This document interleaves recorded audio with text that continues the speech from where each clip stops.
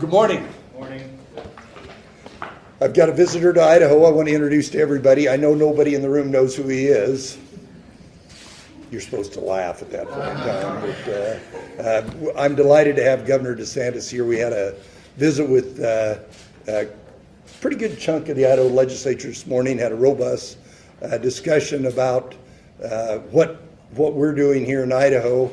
And he's on a road tour. This afternoon he's going to go to Montana and do the same road tour there. I'll let him talk about it. But and actually, Governor DeSantis and I were sitting together at one of those 3 or 4 White House events we've been at in the last month, and we talked about this, and he's very eloquent talking about it, about the fact that out of total frustration with the lack of action at the federal level for the debt, and if you look at Florida's economy, their revenue and expenditures are about 8 or 9 times bigger than Idaho, but both of us have balanced budgets, have rainy day funds, have balanced our budget, are making infrastructure investments, are given tax relief, significant tax relief. Except I still got an income tax, so we're working on it. But Get rid of it. You won't regret it. Trust me. Well, I got to backfill something. We're working that way, but with the commonality between the two states is stark. We were just talking about the migration into Florida and the migration into Idaho.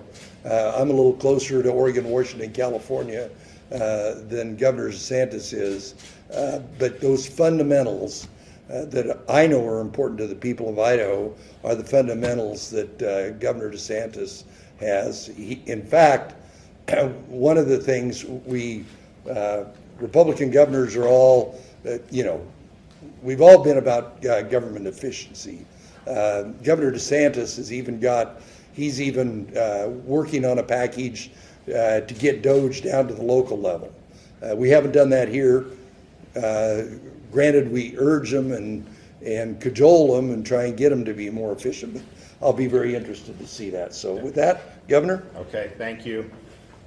Well, thanks, Brad. It's great to be here in Idaho, and I will just say, as somebody that lives in the northern part of Florida now in Tallahassee, this weather's fine. This is not much different than what we've had in the morning. I was expecting colder, so that's really, really great to see. And I would also just like to point out for the record, I've got a son in first grade who's a big prognosticator in terms of football predictions. And for the record, in the college football playoffs, he picked, not successfully, but he picked Boise State to beat Penn State, and he was rooting for Boise State to beat Penn State. But it was cool coming in, being able to see the famed blue field as we were coming in, and to be able to be here with a lot of like-minded folks.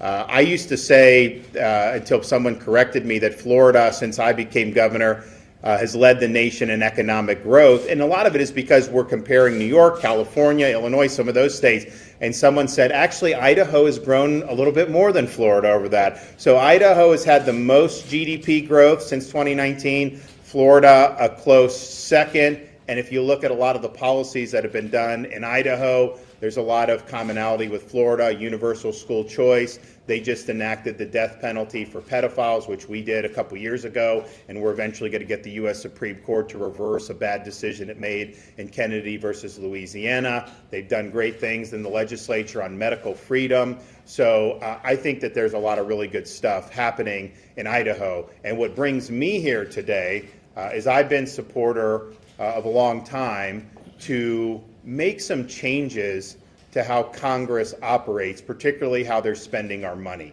And if you look at when the turn of the 21st century happened, the U.S. debt from 1789, when the Constitution was ratified and the new government took hold, until the year 2000, the U.S. accumulated $5.6 trillion in debt. And even at that time, people were saying that was a problem. Well, fast forward 25 years. The national debt's now at $36+ trillion. And as a proud conservative and as a proud Republican, I have no problem pointing out the truth that this is both parties in Washington that have created this mess. As much as I'd like to come up here and blame the Democrats, the fact of the matter is it's happened under both parties.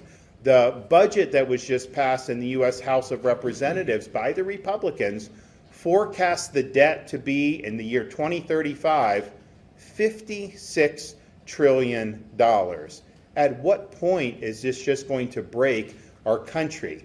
I think we all know there's a problem. I am convinced that you are not going to have Congress all of a sudden change its behavior for the long term. I think the reason we've gotten in this with respect to fiscal is because there are certain incentives for the people that are in Washington to behave the way they do, and we need to change those incentives. And that involves we, the people in our states, doing what the Founding Fathers put in the Constitution to propose an amendment to provide some of those constraints on their behavior, in this case, requiring a balanced budget for the U.S. government. Now, I have to balance the budget in Florida. Idaho has to balance the budget. Don't tell me it can't be done. When I became governor in 2019, if you take all the debt in the history of Florida from the 1840s when we became a state that we've accumulated until I became governor, just in my tenure, we've paid off 41% of the state's total debt. Now, that's not just an annual surplus. We run that, but we're actually digging in, taking our surplus, doing tax cuts and other things, but then paying down this debt. By the time my term expires, we will likely have paid down over half of the state's debt that was accumulated over 180 years ago. We had to make tough choices, but part of the reason we were able to do that is because there's never a question that we have to at least balance the budget. So it's either balanced or surplus. We don't have the option to do others, so people understand that, and they're more willing to make really important decisions. So Idaho has an opportunity to certify this proposed amendment under Article 5 of the Constitution. There have been 27 states, including Florida, that have done it. As Governor Little mentioned, I'm going to be going to Montana, and we're going to be meeting with those folks. If Idaho and Montana join the fight, that gets us to 29. There's a couple other states that are on the precipice as well. You need 34 states to trigger Article 5, where you would actually write an amendment and then eventually send to the states for ratification. I don't think it would even get that far. I think if you got to 33 states, I think Congress would see the writing on the wall, and I think they would rush to write an amendment that they would then pass and then send to the states for ratification. Keep in mind, it requires 3/4 of the states to ratify any changes to the Constitution. I'm a small c conservative. I'm a big believer that the Founding Fathers did better than anyone has ever done in devising a plan of government. It's not something that I would do lightly, asking for an amendment to the Constitution. But we can't keep doing the same things up there and all of a sudden just hoping that we're going to get different results. I think we know that this is hardwired to go in a certain direction, and at some point we the people have it within our power to choose a different course, and that's what we're here to do, to be able to do. So we had a great meeting with a lot of the legislators, really great questions. I think people are thinking very deeply about the country's future, but we can sit here and say, oh, Idaho's economy's growing, they're doing this great legislation, Florida's doing all this stuff, and that's great. And when the Biden administration was in, we had to fight them on almost everything to be able to do that. But at some point, the states are not going to even be able to be successful if the federal government just completely goes off the rail with the fiscal. $56 trillion in 10 years, what's the interest on the debt going to look like at that point? I think it'll be really, really problematic as you're seeing it. So we have an opportunity to do something. I think the Founding Fathers understood that wherever the seat of government was going to end up, and they didn't know it was going to be in Washington, D.C. when they did when they did the Constitution, they knew that there would be a danger where we just go off the rails. And they knew they needed to empower the states to be able to take corrective action. So that's really what a balanced budget amendment would do. It would force them to make better decisions, and would ultimately avert our country from really having a fiscal collapse. And the final point I'll make is this. The only time in modern history, the last 50 years, where there has been a balanced federal budget was in the late 1990s. And you actually had Bill Clinton was a Democrat president. He came in, he wanted to spend a lot. The voters rejected that. They sent Republicans in '94, and they ended up arriving at a balanced budget at that time. They also were pursuing a balanced budget amendment that failed by one vote in the U.S. Senate. Can you imagine if the balanced budget requirement was enacted in the year 2000, how much different our country would be in terms of our fiscal solvency today versus then? How did we go from 5.6 trillion to 36 trillion? So we have an opportunity to act. I commend everyone here in Idaho for the great work they've done across the board. You guys are an example of a state that shows that conservative policies work, common sense works. And I think we're both in the same boat. Like when you do well and your neighboring states do poorly, not really neighboring from us because Georgia, some of those do well, but you've attracted people. And there's some benefits to that. It can help with the economy. There's also challenges, schools, roads, all these things. I mean, I see, talking about Canadians are going to boycott coming to the United States. Not if you travel on the roads in Florida, that's not true. I see these license plates everywhere. And we have a bunch of Canadians. We have other people moving. So it does create challenges. And I'm not anyone that's begged people to move to Florida. And I don't know how Idaho approaches it because a lot of our constituents, like, there's so many people here. But the reality is people in the United States have the right to vote with their feet. And they have voted with their feet over particularly these last 5 or 6 years. They have fled California, Oregon, and Washington. And they've chosen places like Idaho because they're seeking a better life. Just as many people have chosen Florida from even California and Washington, but also New York and Illinois because we do it right. So the common sense policies work. We just need a little dose of common sense up in Washington, D.C. Okay, we're happy to take some questions. Yes? Governor, you mentioned the gravy train. Who's the engineer of the gravy train? Where are the cuts coming from? So here's what I'd say. I think what happens when you go into Washington, D.C., it's a culture that's developed over many decades. And there's a lot of people that have very good intentions. I know a lot of the people up there. I remember when they were running for the first time. They didn't want to be part of a swamp. But what happens is there's just a lot of inertia. This is the way we do business. Like, for example, the way they budget. You can have an agency that gets $10 billion, whether it's successful or not. The next year, the budget starts off at $10 billion plus 7%. They don't even have baseline budgeting. I don't know how they do in Iowa. In Florida, no agency is entitled to anything. You have to justify every single year in the budget, and they don't do that. So it would just change the culture there. They obviously could work out a lot of different things about how to do. I mean, I would just say, you just look at how much money the government was spending prior to COVID. Look how much it's spending now. They did not even revert back to pre-COVID levels of spending. I think you could do that. I think there's a lot of things you could do. But one of the things it will do, if they have to balance the budget, look back to World War II. We had a massive debt after, and rightfully so. I mean, it was an existential threat to humanity, and we did the right thing. Massive debt. And then within a couple decades, 3-4 decades, you had that debt lower. Why? Because the economy really boomed. And Congress focused on policies that would help our country advance and the economy to grow. In Florida, we just have to make decisions. You make decisions every year. There was one year, and when COVID hit, my legislature had already done the budget before things really got crazy. And so I waited and held the budget till the end before I acted on it because we didn't know. There was a lot of uncertainty. People were canceling vacations, all these things happening. And I vetoed a lot of money because I said, listen, there's some of my priorities in here I'm vetoing because we don't know.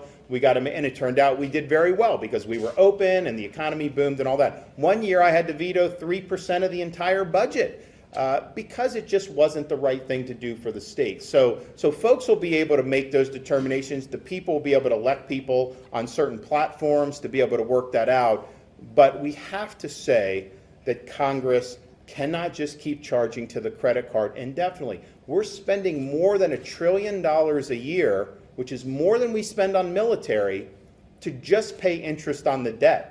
Just think what happens if you have to refinance that at higher rates. That will balloon. You could be paying $2 trillion just on interest on the debt. So they need to change their behavior, and I don't think they will do it on their own. Yes? Critics say that a convention of the states is inherently an uncontrollable process that puts the entire Constitution at risk for change. Is that a risk that you're comfortable with for a balanced budget amendment? One, I don't believe that that's accurate.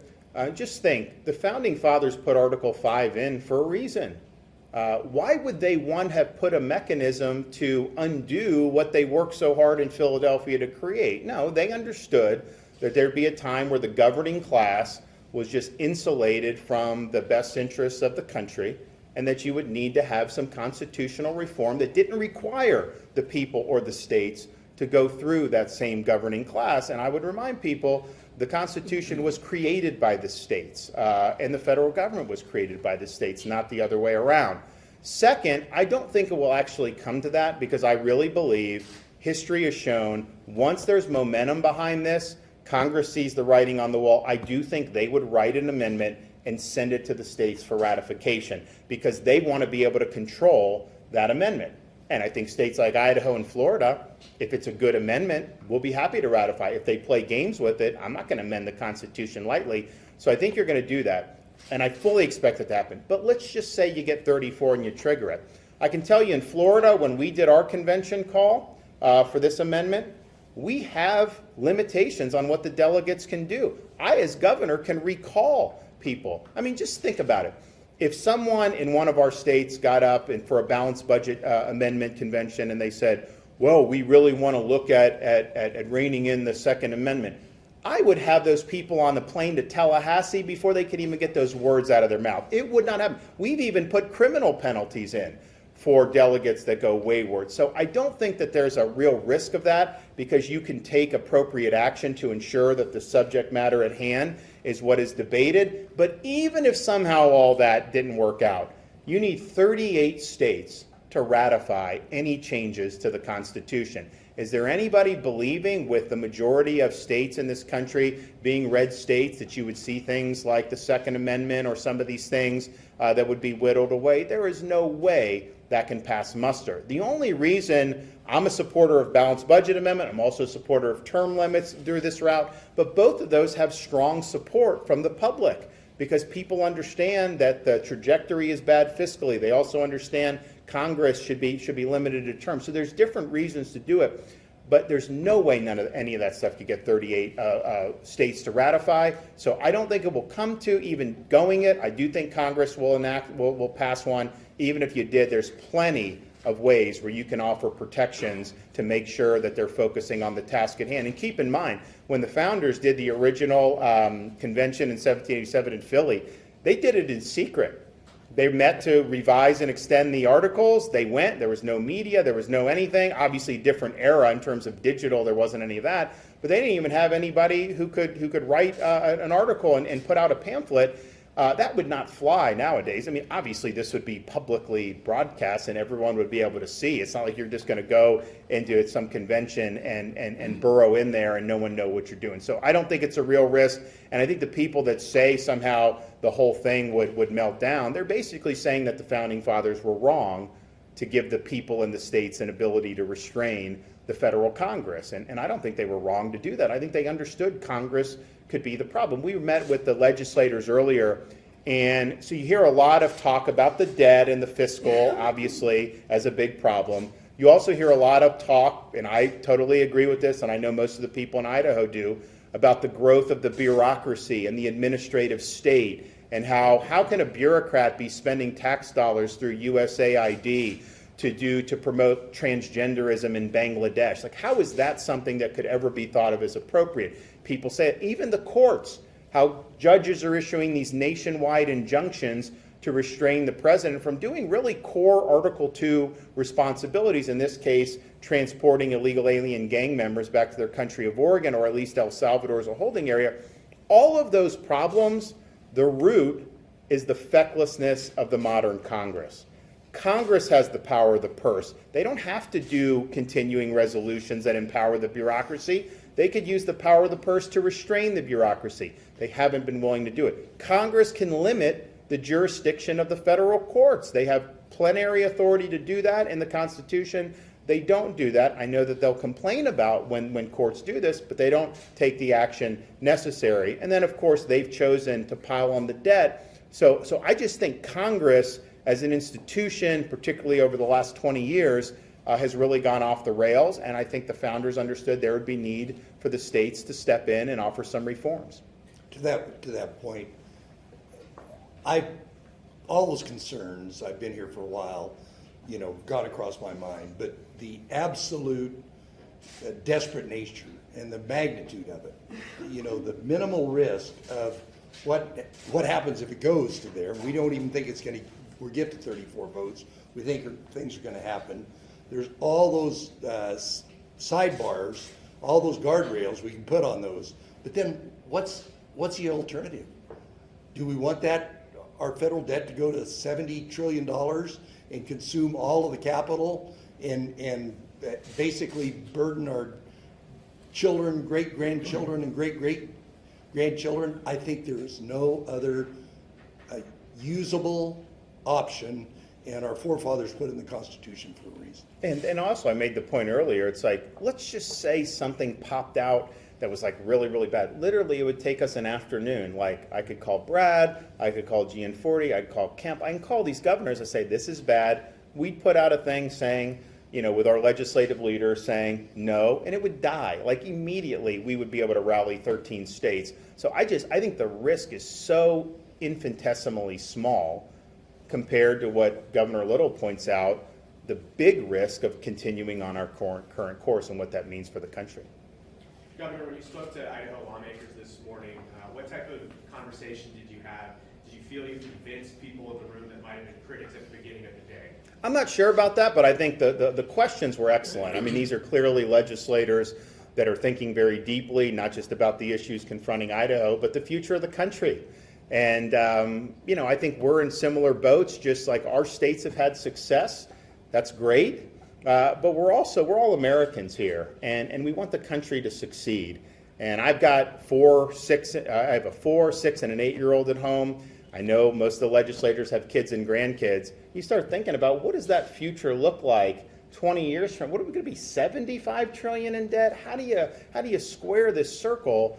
And so I just think people are really concerned about the future of the country. I think they asked all the right questions. I think they're thinking very, very deeply about it. And I do think the fact, like, if you just had the balanced budget vote separately, seems like there would be probably more support than the package that wasn't able to get the votes the other day. Yes? What's the promise of DOGE? And then, a perfect example is you tried to give $1 billion, almost $1 billion back to the federal government, and couldn't even figure out how to do it. Now you met with Elon Musk, what's going to happen? Talk about the promise of DOGE and just that example of how messed up things have become. So just for to what he's referring to, during the Biden administration, we rejected federal funds on a variety of things because they had strings attached. So some of the road funding, we had to do all the DEI and woke policies, which are totally contrary to our state's policy. We had kind of led the fight against that stuff. Now it's more fashionable to be against it. When we were doing it, we were kind of having an uphill battle. So we did it, and we told the Department of Transportation and the Biden administration, here's $350 million or however much it is. We're not using it, and they're like, we don't know how to take it back. They literally did not know how to take back the money. Same thing on refugee money to send back, I believe, to HHS. They didn't do. So I'm like sitting on almost $900 million. We're not going to accept it because we're not going to change our behavior. So let's send it back and be part of the DOGE efforts. So we went up and met with Elon on Friday in Washington, and he had one of his lieutenants there, and they were just like, you want to give back money? Like, yeah, we'll accept it. They got on the phone to Treasury, and like within like 30 minutes, we had a plan to do it, and so we have initiated that. And so what's the promise of DOGE generally? I think there's a lot of promise. I think when you see some of the spending that's happened, nobody justifies some of the grants that have been going out on some of these things. It was clearly taking taxpayer money and using it to push an ideological agenda. It was not about serving the interests of the country or what's in the public's interest. It was an ideological niche interest. And basically, these agencies had been taken captive by this viewpoint and used your money for that. So I think it's been great to expose. Here I think is the challenge, though. We're here talking about a balanced budget amendment because Congress won't change its behavior. Elon, and they're using a lot of savvy tech and all this stuff, are showing how the government mismanages money, but also just substantively, should government spend it on this? Because people have voted to do this in Congress for many years. Why are they doing it? How do you justify it? So you're running into kind of the momentum that Elon has with DOGE, with the fact that Congress has not been willing to change its behavior, right? So the most recent continuing resolution that the Republicans passed in the House funds everything that Elon had pointed out. It didn't change any spending from the Biden. In fact, that's a continuation of Biden's last year as president, basically, to do this continuing resolution. Now, what Elon will say is, well, they're not going to let these grants go out, and I think that's true. But ultimately, if Congress is appropriating the money, at some point it's going to come to a head. Maybe you don't have to do a certain grant, but can you just impound everything? That's going to end up in court. There's a law on that. The solution is, if Elon's doing this, Congress should codify the DOGE cuts into law. There's no question Congress can do that. They have the power of the purse. But when you do continuing resolutions, that's just government on autopilot. So some people say, how could someone have said to do this? Fauci, I was very upset at some of the things Fauci was doing over the years, including these cruel experiments on these beagle puppies. Like, how did that end up happening? I'm a dog owner. A lot of dog owners are looking like, are you kidding me? But it's because the bureaucrats have no accountability. It's an omnibus bill. It's a continuing resolution year after year, which is basically government on autopilot. If you don't have the prospect of having Congress rein you in by defunding your program because you behave badly, you're going to induce bad behavior. That's just the nature of it. So I think it's really a battle between DOGE and Elon and then the institutional swamp. And so far, I think that Elon's success has been limited to the executive branch. I have not seen Congress willing to step up and actually make these reforms permanent, which you're absolutely going to have to do. And we were talking earlier about Congress could balance the budget tomorrow, hypothetically, let's say, but it doesn't mean the next Congress is going to abide by that. They'll say, oh, we just came up with a 10-year deal to balance the budget. No, you didn't, because each Congress that gets elected, they don't have to abide by that deal. They can legislate with a clean slate. They can choose to increase spending. A constitutional balanced budget amendment, you can't legislate around that. That's the rules of the road, and Congress will be restrained from plundering us further into debt. Yes? Thank you for being here. I wanted to follow up on DOGE. I'm curious if I hear you on the importance of efficiency and responsible spending, but I'm curious, here in Idaho, we've seen some positions cut that may relate to fighting wildfires or providing care to veterans. Do you have any misgivings that DOGE may go too far and cut, critical people doing critical work? So having talked to President Trump about this, President Trump understands that as much as we have governments too big, as much as the bureaucracy has gotten out of control, he understands that there are certain functions that the federal government should be performing and performing well. For example, there was this dust up about the National Weather Service. President understands. He's dealt with these hurricanes like we do in Florida. He understood. So he's like, no, we need that. So I think it'll all work out because I know President Trump's view is government's doing a lot of things it shouldn't do, and those are things that we should focus on. But some of the things that are core functions, well, we should do. Now, there's things that happen within those core functions. For example, the Department of Defense, I'm a big supporter of. I'm a veteran. But at the same time, that's a big bureaucracy. And there's a lot of tail bureaucracy and non-tooth, the tip of the spear, that has grown over the years. So paring back that actually frees up more money to be able to do more in terms of lethality. So I think the president totally gets all that. You're going to see different things that are going to happen here or there, but I think ultimately it will land in a spot that the American people are going to support. It's unfortunate, and this is working its way through the courts, and I personally think the president has Article 2 authority to hire and fire people within the executive branch. That's not how it's been viewed in the maybe the last 20, 30 years.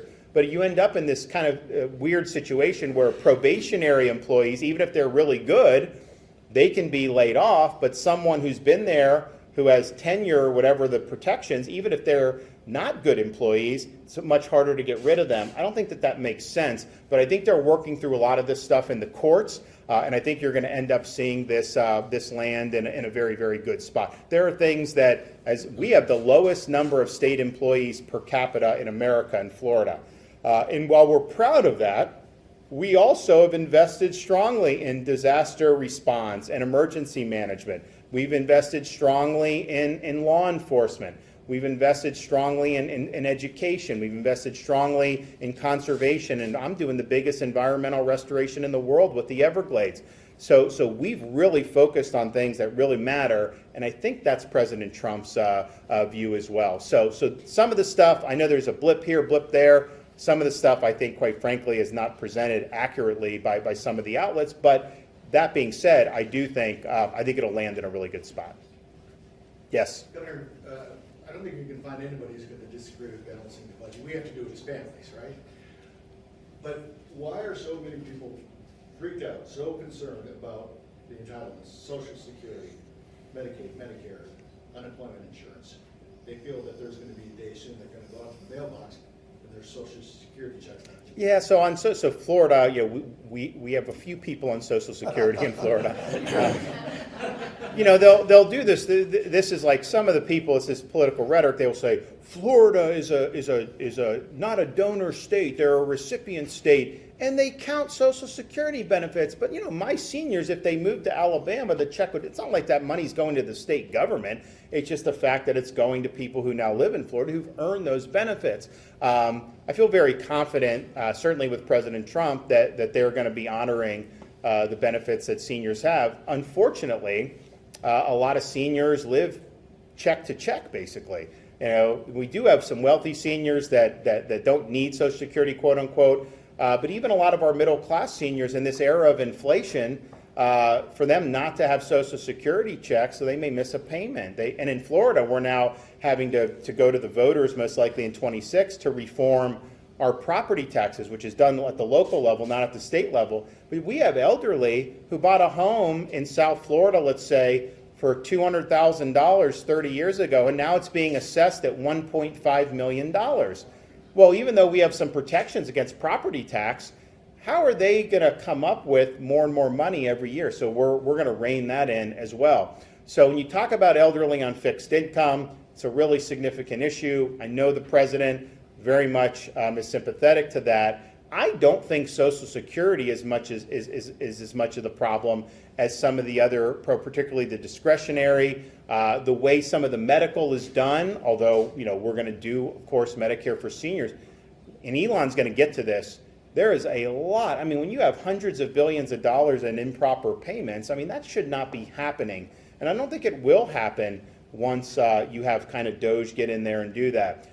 Same thing on unemployment insurance. Now, different states handle it differently, as you know. In Florida, we call it reemployment insurance. We're limited on it.